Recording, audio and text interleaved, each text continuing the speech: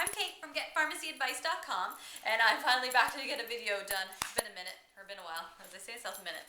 But it's been a while since I put a video up, but here I am. It's after the holiday season. It's the 3rd, January 3rd, 2011, hard to believe. It's Monday, it's been a long day. It's the first Monday of the month and of the year, meaning a hard day at the pharmacy, but I'll get through this. And this is Marley. She's a little wild one right now. But in any case, I'm here to give the video on the pros and cons of Provigil. Yes, I know, I promised this video a long time ago, but here it is finally. Finally, the first video of the year. That's what I was saving it for. Anyway, we're going to start with the cons. Get the bad news out of the way first. And I have my notes here just in case I forget. My brain's kind of tired after that long day of work. So anyway, first and foremost, the Provigil can cause psychiatric problems. So it can cause anxiety, hallucinations, and suicidal thoughts. So if you have a history of psychiatric illness, then you'd probably want to use great caution with using Provigil, if not avoid it. And it can, because these people, if you've had psychiatric illness in the past, are more likely to have this side effect or experience this effect from the Provigil. Now, you can experience the psychiatric problems from Provigil even if you do not have a history of psychiatric illness. So just be aware that this can happen.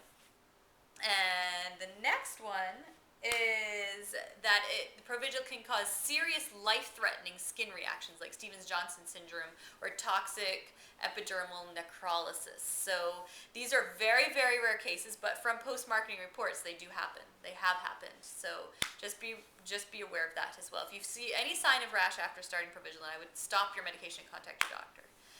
The third one is that it can decrease the effectiveness of the birth control pill. So those ladies that are on birth control and using it as a way to prevent pregnancy, you might want to use an alternative method of contraceptive because, like I said, it can decrease the birth control effectiveness. And also, you should avoid it when using Plavix as well.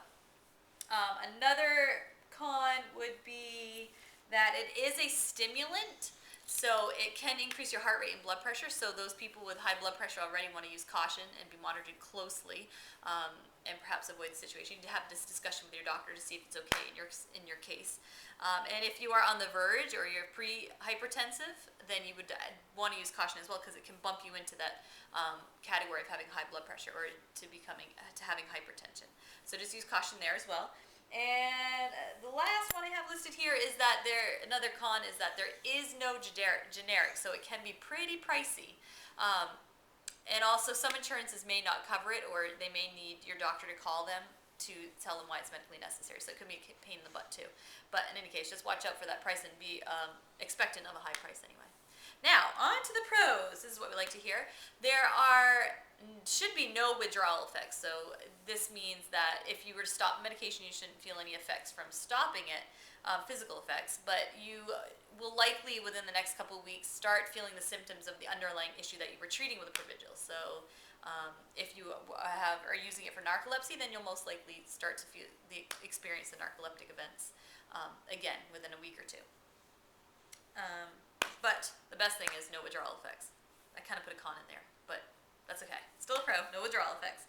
And then the other is that you can take it with food or without food. So it can be taken without regard to meals. So that way you don't have to wait.